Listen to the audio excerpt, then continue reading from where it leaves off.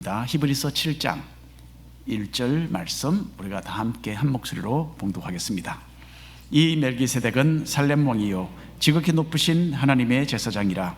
여러 왕을 쳐서 죽이고 돌아오는 아브라함을 만나 복을 빈 자라. 아멘. 오늘 영원한 대제사장이라는 제목으로 이 말씀을 가지고서 함께 생각해 보겠습니다. 지난주에는 10여 년 전에 104세의 나이로 세상을 떠난 조지 베블리 셰이라는 사람에 대한 영상을 제가 보게 되었습니다. 이 사람은 60여 년 동안 빌리 그레임 목사님과 함께 사역을 했어요.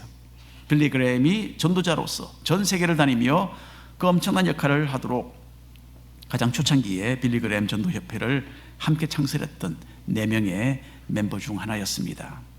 저는 어릴 때 특별히 고등학교, 대학교 시절에 빌리 그레임 집회가 TV로 방송되는 것을 자주 보았습니다. 그리고 조지 베블리 셰이가 나와서 노래를 부를 때에 참 많은 감동을 받고는 했습니다. 베블리 셰이가 깊은 그 베이스 바리톤 목소리로 주 하나님 지으신 모든 세계를 부르는 것을 들으면 참 우리 하나님의 위대하시고 그 웅장하신 그 능력이 머릿속에 떠오르면서 은혜를 받았던 기억이 납니다. 빌리 그레임이 나와서 설교하기 직전에 조지 베블리 셰이가 나와서 독창으로 복음성가를 많이 불렀는데요, 사람들은 마음들이 열리고 또 말씀을 들을 그런 마음의 준비가 되었던 것입니다. 빌리 그레임은 베블리 셰이가 부르는 찬양이 자기의 설교보다 더 능력이 있다라고 말하고는 했습니다. 그래서 60여 년 동안 전 세계를 다니면서 2억 3천만 명이 베블리 셰이가 노래하는 것을 현장에서 직접 들었습니다. 그러나 아무도 이 기록을 깨지 못할 것이다, 그렇게 사람들은 지금 말하고 있습니다. 조지 베블리 셰이는 빌리 그레임과 함께 지금은 노스캐롤라이나에 있는 빌리 그레임 도서관 뜰에 함께 묻혀 있습니다. 베블리 셰이는 목회자의 아들로 태어났고요, 어릴 때부터 음악에 재능이 있었어요. 아버지로부터는 바이올린을 배웠고 어머니로부터는 피아노를 배웠습니다. 18살에 아버지를 통해서 주님을 마음으로 영접했고요, 아버지가 목회하는 교회에서 피아노 반주자로 봉사하며 자주 특송을 또 부르기도 했습니다. 셰이는 21살이 되던 1930년도 어느 보험회사의 직원으로 취직을 하게 됩니다. 손님 중에 그 당시에 미국 전역의 라디오 방송으로 탤런트 쇼를 진행하던 사람이 있었고요, 이 사람을 통해서 베블리 셰이는 처음으로 라디오의 이 노래 경연대회에 출전을 하게 됩니다. 안타깝게 2등을 했지만은 그래도 그 후로는 인기가 있어서 자주 라디오 방송에 출연해서 노래를 불렀습니다. 조지 베블리 셰이는 NBC 라디오 방송으로부터 가수로 명칭을 떨치며 활동하면서 돈을 벌 수 있도록 해주겠다라는 그런 아주 엄청난 제안을 받게 됩니다. 그런데 신앙이 깊었던 베블리 셰이는 이 일로 많이 고민을 했대요. 유명한 가수가 되는 것 너무나 좋아 보였지만은 그것이 과연 내가 가야 할 길인가, 여기에 대한 확신이 없었기 때문입니다. 아들이 자신의 삶의 방향에 대하여 고민하고 있는 것을 보고 어머니는 신앙에 관한 좋은 글이나 시를 찾아서 아들이 읽도록 노트에 적어서 집안에 두고는 했다고 합니다. 어느 주일 이른 아침에 베블리 셰이는 그날 교회 예배 반주 연습을 하려고 피아노 앞에 앉았다고 해요. 근데 피아노 위에는 그 전날 어머니가 남겨둔 시가 놓여 있었습니다. 이 시를 읽으면서 베블리 셰이는 자신이 그동안 고민하고 있던 삶의 방향에 관한 문제의 해답이 바로 그 안에 적혀 있다는 것을 발견하게 됩니다. 그 시를 읽으면서 곧바로 떠오르는 멜로디가 있었고, 피아노를 치면서 그 시를 가사로 해서 베블리 셰이는 노래를 부르기 시작했어요. 어머니는 그 노래를 듣고 너무나 좋아했습니다. 그리고 그날 아침에 교회에서 그 찬양을 베블리 셰이가 특송으로 불렀어요. 무슨 노래일까요? 주 예수보다 더 귀한 것은 없네. 이 노래는 조지 베블리 셰이가 24살 때에 자신의 삶을 주님께 드리면서 작곡을 한 찬송입니다. 그 가사 내용이 이렇죠. 주 예수보다 더 귀한 것은 없네. 이 세상 부귀와 바꿀 수 없네. 영죽을 내 대신 돌아가신 그 놀라운 사랑 잊지 못해. 2절 주 예수보다 더 귀한 것은 없네. 이 세상 명예와 바꿀 수 없네. 이전에 즐기던 세상 일도 주 사랑하는 마음 뺏지 못해. 3절 주 예수보다 더 귀한 것은 없네. 이 세상 행복과 바꿀 수 없네. 유혹과 핍박이 몰려와도 주 섬기는 내 마음 변치 못해. 후렴입니다. 세상 즐거움 다 버리고 세상 자랑 다 버렸네. 주 예수보다 더 귀한 것은 없네. 예수밖에는 없네. 아멘. 주님께서 우리를 위해서 하신 일이 엄청납니다. 그 일을 생각하면 할수록 우리는 더 주님께 감사하고 헌신하며 주님께 삶을 드리게 되는 거예요. 주님께서는 우리 영혼의 구원을 위해서 자신의 전부를 드렸어요. 그리고 우리의 영원하신 대제사장으로서 지금도 우리가 하나님과 평화를 누리도록 우리의 삶을 계속 인도해 가고 계시는 겁니다. 잠시 있다가 사라질 세상적인 목표나 즐거움이 아니라 우리를 위하여 영원한 대제사장이 되신 그 주님을 선택하는 우리 자신, 또 우리 교회에 속한 모든 가정들이 되시기를 축원합니다. 자, 1번 함께 읽겠습니다. 멜기세덱의 정체. 구약 성경 여러 곳에 예수님에 관한 예언이 기록되어 있습니다. 창세기 3장에는 장차 여자의 후손으로 예수님이 올 것이다, 그렇게 하나님께서 말씀하셨고, 신명기 18장에 보면 모세는 장차 하나님께서 나와 같은 선지자를 너에게 보낼 것인데 너희는 그분의 말을 들어야 한다라고 미리 말을 했습니다. 이사야 7장에 보면 처녀가 임신할 것이다 라고 했고요, 이사야 9장에는 한 아기가 우리에게 태어날 것인데 그 이름은 전능하신 하나님, 영존하시는 아버지, 그리고 평강의 왕이라 불릴 것이다 라고 기록이 되어 있습니다. 그리고 이사야 53장, 우리가 지난주 수요일날 예배 가운데 읽었던 내용인데, 예수님께서 고난받는 종으로서 인류의 죄를 짊어지시고 죽으실 것이 거기에 다 예언이 되어 있습니다. 자, 또 구약 성경에는 예수님이 누구시고 또 예수님께서 오셔서 하실 일을 미리 비춰주는 사건들도 있었어요. 이렇게 예수님의 사역을 예표하는 것 중에 잘 알려진 것은 유월절 어린 양이죠. 애굽에서 노예로 살던 이스라엘 백성들이 해방되던 그날 밤에 하나님께서는 마지막 10번째 재앙을 애굽 전역에 내리셨어요. 장자가 죽는 재앙이었는데 하나님께서는 이스라엘 백성들에게 어린 양을 잡아서 그 피를 문에 바르면 그것을 표시로 해서 재앙을 내리는 천사가 그 집을 넘어서 다른 집으로 가도록 하겠다라고 그렇게 말씀하셨어요. 이것은 나중에 예수님께서 십자가에 달려 피를 흘리시고 인류를 죄에서 해방시키시고 하나님 나라로 인도하기 위해서 당하실 그 고난을 미리 보여준, 미리 예표하는 사건이었던 것입니다. 또 한 가지는 민수기서에 언급되는 놋뱀이죠. 이스라엘 백성이 범죄했을 때 하나님께서는 독사를 보내서 물도록 하셨어요. 그래서 많은 사람들이 죽어갈 때에 모세가 하나님께 간절히 기도합니다. 그때 하나님께서는 놋으로 뱀을 만들어서 장대에 매달라고 하셨고, 그 놋뱀을 바라보는 사람은 죽지 않도록 낫게 해주셨다라고 성경에 기록합니다. 나중에 예수님께서 이 땅에 오셔서 이 놋뱀이 바로 자기가 하실 일에 대한 예표였다라고 그렇게 설명을 하셨어요. 그래서 주님이 십자가 위에 높이 달리실 것인데 믿음으로 주님을 바라보는 사람은 구원을 얻게 될 것이다, 그렇게 말씀을 하셨습니다. 그래서 예수님에 대하여 예표하는 구약의 인물로서 멜기세덱이라는 사람이 또 있었어요. 우리는 히브리서 5장과 6장에서 멜기세덱에 대하여 잠시 언급되는 것을 보았습니다. 오늘 읽는 히브리서 7장은 그 전체가 다 멜기세덱에 관한 이야기입니다. 멜기세덱이 예수님의 예표로서 어떤 의미가 있는지 여기서 설명을 하고 있어요. 그래서 우리가 다시 한번 히브리서 7장 1절 말씀 함께 읽겠습니다. 이 멜기세덱은 살렘 왕이요 지극히 높으신 하나님의 제사장이라. 여러 왕을 쳐서 죽이고 돌아오는 아브라함을 만나 복을 빈 자라. 멜기세덱은 창세기 14장에서 아브라함과의 관계에서 잠깐 등장하고는 사라진 인물입니다. 아브라함이 살던 이때는 주전 2000년으로 지금부터 한 4000년을 거슬러 올라가는 그 시대였어요. 아브라함은 하나님의 인도하심을 받고 가나안 땅에 살고 있었습니다. 이때에 아브라함은 아직 자녀가 없었지만은 하나님께서는 이 땅을 장차 아브라함의 자손들에게 주겠다라고 약속을 하셨습니다. 근데 한 번은 거기 사는 동안에 전쟁이 일어난 거예요. 그 땅에 여러 왕들이 동맹해서 아브라함의 조카 롯이 사는 소돔 땅을 침략을 해서 누락질을 하고 사람들을 사로잡아 갔습니다. 아브라함은 이 소식을 듣고 자신의 종들, 또 자신을 도우는 사람들을 이끌고서 그 왕들을 추격해서 싸워서 승리하게 됩니다. 그리고는 조카 롯, 그리고 그 사로잡혔던 모든 사람들을 구출하고 모든 소유를 되찾아서 다시 돌아왔습니다.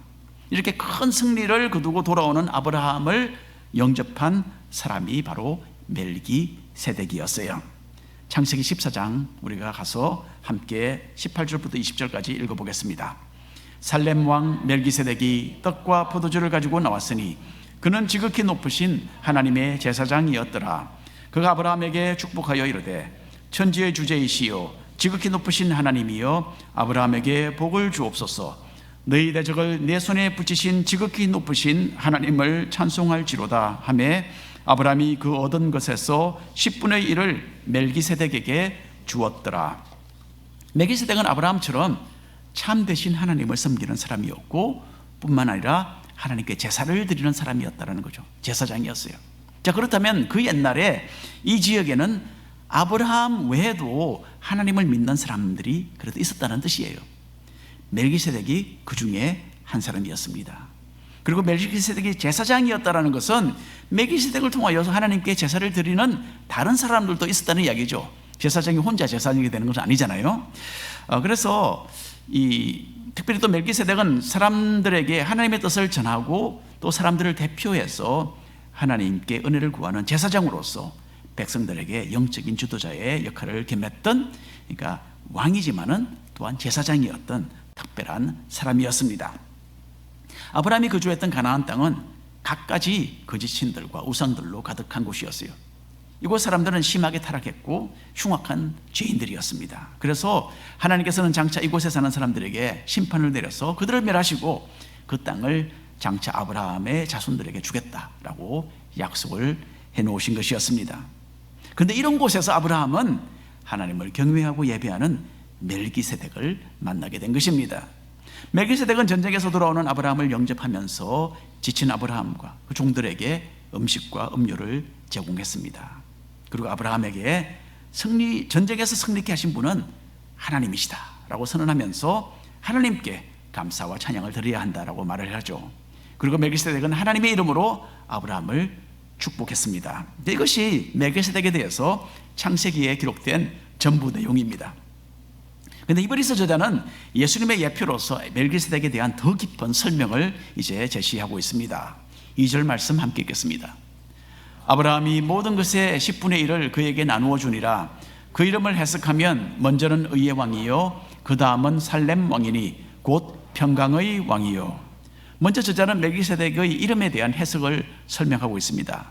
멜기세덱이라는 이름은 멜기 그리고 세덱 이 두 단어의 합성어입니다. 먼저 멜기라는 말은 멜렉이라는 말에서 나왔어요. 히브리 말입니다. 그래서 멜렉이라는 말은 왕이라는 뜻이에요. 두 번째 부분 세덱인데 세덱은 의롭다라는 뜻입니다. 그래서 합치면 멜기세덱 즉 의로운 왕이라는 뜻입니다. 그 의의 왕이라는 이 멜기세덱의 이름은 예수님이 누구신지를 잘 예표해 주는 이 사람의 이름이라고 우리가 볼 수 있습니다. 그리고 멜기세덱은 그 당시에 살렘이라는 도시를 다스리는 왕이었어요. 학자들은 살렘은 다름 아닌 예루살렘의 옛 지명이라는 데에 의견을 모으고 있습니다. 살렘이라는 이 도시의 이름에도 참으로 중요한 의미가 담겨 있었어요. 살렘은 평화라는 단어와 연관성이 있습니다. 이스라엘 사람들이 만날 때 주고받는 인사말이 샬롬이잖아요. 이것과 똑같은 단어입니다. 따라서 멜기세덱은 살렘의 왕, 즉 평화의 왕이라는 뜻이라고 히브리서 저자가 여기서 해석을 내리고 있어요. 이 또한 하나님과 인간의 관계에 평화를 안겨다 주신 대제사장 되시는 예수님의 사역을 예표해 주는 이름이었던 것입니다. 이어서 히브리서 저자는 창세기에서 멜기세덱의 배경에 대한 내용이 좀 기록되지 않은 부분이 있다는 것을 또 지적을 합니다. 3절을 읽어보십시오. 아버지도 없고 어머니도 없고 족보도 없고 시작한 날도 없고 생명의 끝도 없어 하나님의 아들과 닮아서 항상 제사장으로 있느니라. 요즘과는 달리 옛날에는 족보를 아주 중요하게 생각을 했습니다. 한 사람의 존재는 그 사람이 어떤 가문에서 태어났고 또 그 사람의 부모가 누구였는지에 직접적인 관계가 있었어요. 그래서 부모의 신분과 직업을 그 자식이 그대로 물려받아서 이어가는 것이 보통이었어요. 특별히 왕이나 제사장은 더할 나위 없이 가문이 중요했습니다. 그래서 왕이나 제사장을 논할 때는 항상 그 가문을 말하게 되어 있었어요. 그런데 멜기세덱의 경우에는 이런 중요한 내용, 이 가문에 대한 내용이 성경에서 생략되어 있는 거예요. 멜기세덱은 왕이며 또 하나님을 섬기는 제사장으로서 정말 중요한 인물이었어요.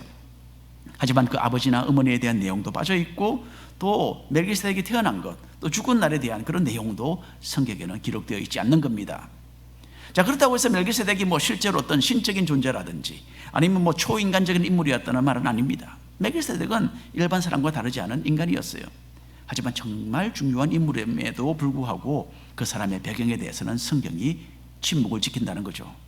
이게 바로 히브리서 저자의 강조점입니다. 자, 이렇게 된 이유는 성경이 제사장 멜기세덱을 예수 그리스도의 예표로 제시하기 위해서였다라고 저자는 지금 말하자고 하는 것입니다. 예수님께서는 마리아의 아들로 태어나셨죠, 이 땅에. 하지만 이 세상에 오시기 전부터 주님은 이미 존재하셨던 하나님이십니다. 한 가지 예로 주님께서는 유대인들과의 논쟁에서 내가 아브라함이 태어나기 전부터 이미 존재해 왔다라고 말씀하신 적이 있습니다. 예수님은 하나님의 아들로서 멜기세덱이 예표했던 영원한 제사장으로 이 땅에 오신 분이라는 것을 히브리서 저자는 여기서 설명하고 있는 것입니다. 2번 함께 읽겠습니다. 멜기세덱의 탁월함. 예수님의 예표로 창세기에 언급되었던 멜기세덱에 대한 설명이 지금 계속되고 있습니다. 이제 히브리서 저자는 이 멜기세덱 왕이 가졌던 제사장의 직분이 얼마나 탁월했고 레위 지파로 이어졌던 제사장직에 비해서 얼마나 뛰어난 지위였는지에 대해서 교훈을 하기 시작합니다. 4절 말씀 함께 읽겠습니다. 이 사람이 얼마나 높은가를 생각해 보라. 조상 아브라함도 누량물 중 10분의 1을 그에게 주었느니라. 창세기 14장에 의하면 아브라함은 전쟁에서 승리한 후에 돌아오는 길에서 멜기세덱 왕의 영접을 받습니다.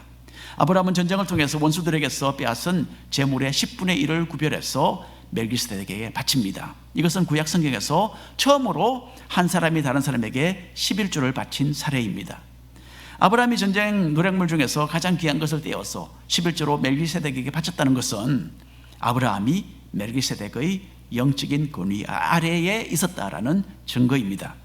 뿐만 아니라 멜기세덱은 그때 아브라함에게 복을 빌어줍니다. 읽어볼까요? 6절 7절 말씀.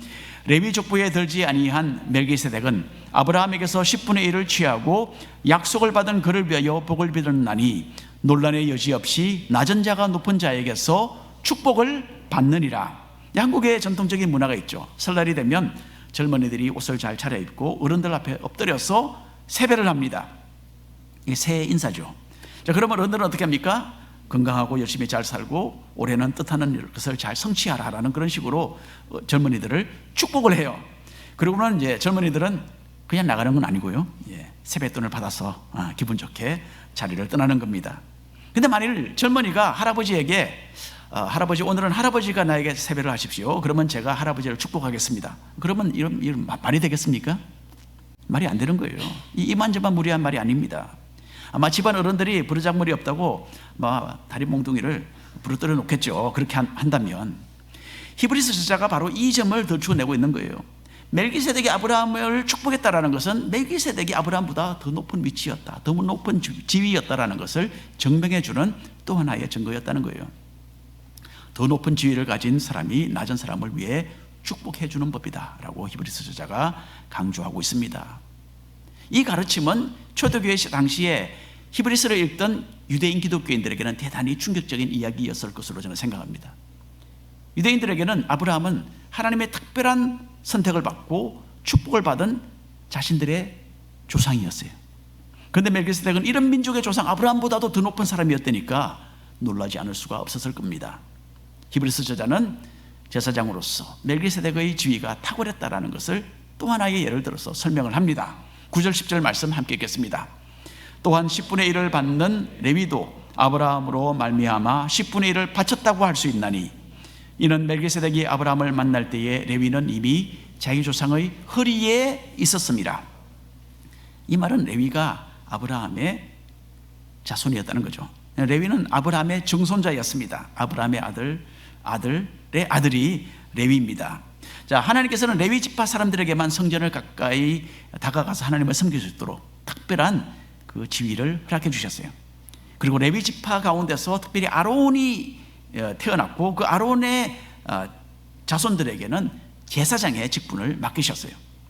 레위 지파 사람들이 이렇게 하나님께 제사를 드리고 섬기는 일을 맡았기 때문에 그 외에 나머지 이스라엘 백성들로부터 소득의 11조를 레위 지파가 받았어요.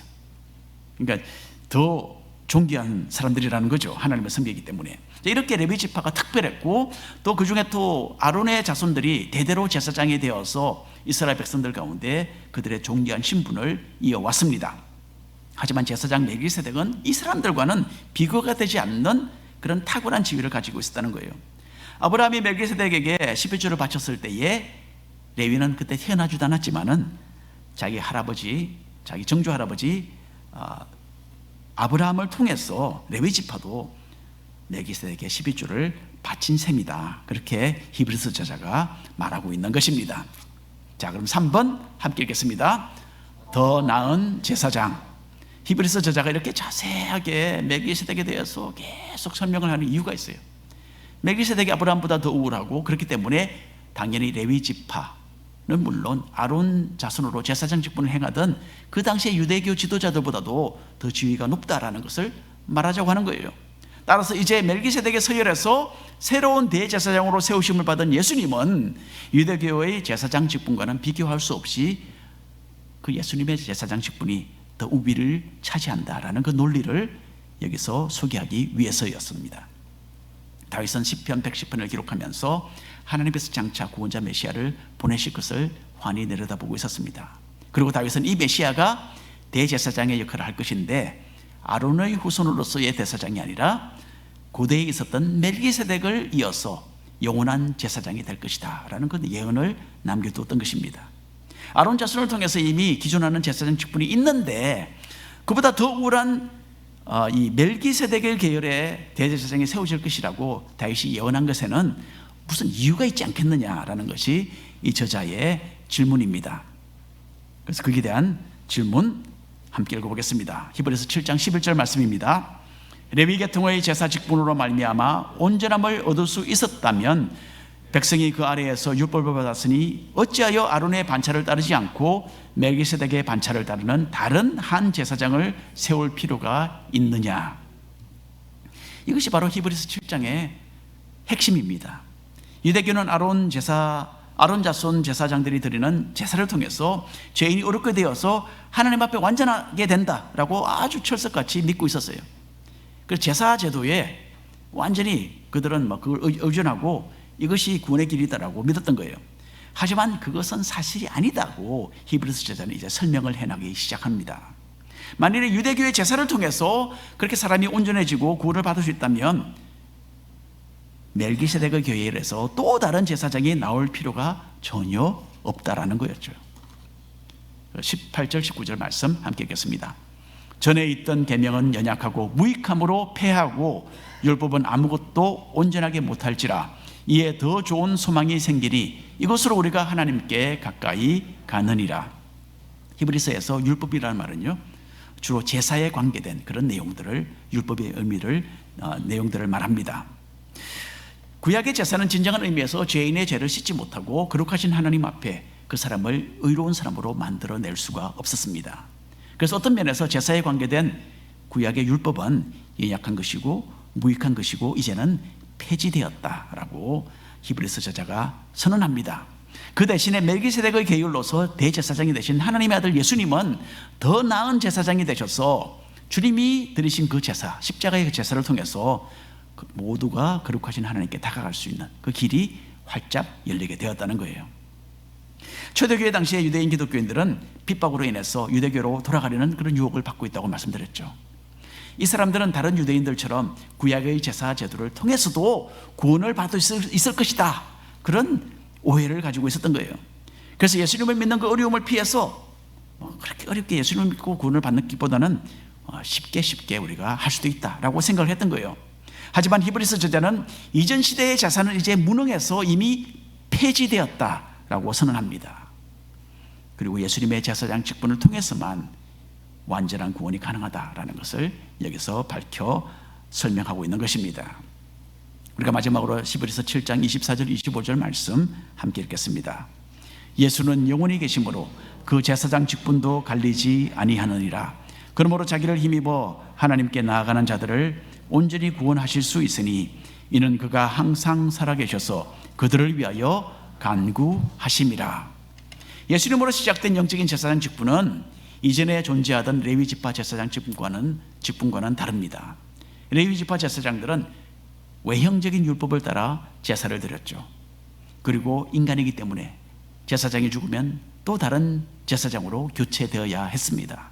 반면에 예수님께서 드리신 십자가의 제사는 사람을 의롭게 만드는 완전한 믿음의 법이었어요.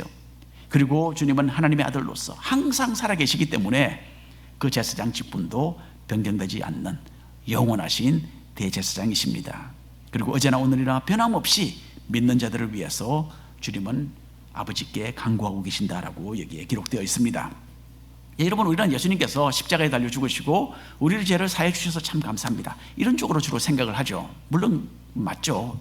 그런데 영원하신 대제사장으로서 주님은 지금도 우리를 위해서 우리의 여러 상황에서 우리를 건져주시고 간구하시며 아버지께 간구하며 애쓰시는 주님이시다라는 이 부분에 대해서는 우리가 많이 잊어버리고 살아가고 있는 것이 사실입니다. 그런데 우리 굉장히 중요한 내용이에요. 미국의 남북전쟁 때에 어느 젊은이는 아버지와 형이 전쟁터에 나가서 싸우다가 전사하고 말았습니다. 그런데 이제는 자기도 징병이 되었어요. 군인이 되었습니다. 근데 자기마저 전쟁터에 나가게 되면 어린 여동생 또 늙으신 어머니는 농사를 해서 살아갈 수가 없는 거예요. 이 젊은이는 휴가를 내어서 군 복무를 면제받기 위해 워싱턴 DC에 가게 됩니다. 그리고 아브라함 링컨 대통령을 만나서 자신의 사정을 한번 호소해 보려고 그렇게 작정을 했습니다. 그래서 백악관에 도착을 한 거예요. 실제로 있었던 이야기입니다. 백악관에 도착을 하니까 아무도 이 청년을 그 안에 들여다보내주지 않는 거예요. 당연히 대통령은 너무나 바빠서 너를 만나주지 못한다. 그래서 사람들이 그렇게 잘라서 말을 했습니다. 이렇게 문전박대를 당한 젊은이는 실망에 빠져서 백악관 주변에 있는 공원에 가서 거기에 의자에 힘없이 그냥 그렇게 앉아 있었다고 합니다. 그때 어린 남자아이 하나가 다가오더니 아저씨는 왜 그렇게 슬픈 얼굴이냐고 물었다고 해요. 그 청년은 그냥 그 아이에게 자기의 형편을 그냥 이런저런 형편을 말을 했다고 합니다. 이 어린아이는 청년의 손을 붙잡고 같이 가자고 하는 거예요. 그리고 백악관 건물 뒤쪽으로 해서 청년을 인도하는 거예요. 그리고 어린 이 남자아이는 청년의 손을 붙잡고 백악관 뒷문을 열고 거기로 들어가는 거예요. 그리고는 보초들이 서 있는 지역을 그대로 통과합니다. 그리고 아이는 장군들과 높은 정부 관리들이 있는 곳을 그대로 통과해서 이 청년을 인도해서 링컨 대통령의 사무를 보고 있는 사무실 앞으로 갑니다. 그러더니 그 사무실 문 노크도 하지 않고 문을 벌컥 열고는 그 안으로 청년을 데리고 들어가는 거예요. 링컨 대통령이 고개를 들고 쳐다보자 아이는 아빠, 이 아저씨가 할 말이 있대요, 그렇게 말하는 거였어요. 바로 그 자리에서 청년은 자신의 문제의 해결을 받고 집으로 돌아갔다고 합니다. 여러분, 오늘 결론의 말씀입니다. 우리 주님은 하나님의 아들로서 우리의 영원한 대제사장이십니다. 우리를 위해서 대신 간구하시는 분이세요. 주님은 지금도 바로 이 시간에도 우리 한 사람 한 사람을 위해서 아버지께 간구하고 계십니다. 베드로가 주님을 3번 부인할 것을 아시면서도 주님은 베드로를 위해서 간절히 기도하셨죠. 그래서 결국 베드로가 자신의 실패를 딛고 회복되어서 주님을 위해 헌신하도록 사랑으로 베드로를 이끌어 주신 분이십니다. 그런 주님이 우리에게도 똑같이 우리를 이끌어 주십니다. 우리 주님은 의로우신 왕이시고 또 평화의 왕이십니다. 우리 주 예수님보다 더 귀한 것은 없습니다. 이 세상에 주는 기쁨, 명예 또는 그 외에 어떤 무엇과도 바꿀 수 없는 영원한 대제사장이신 예수님을 모시고 동행하는 여러분의 삶이 되시기를 간절히 축원합니다. 기도합니다.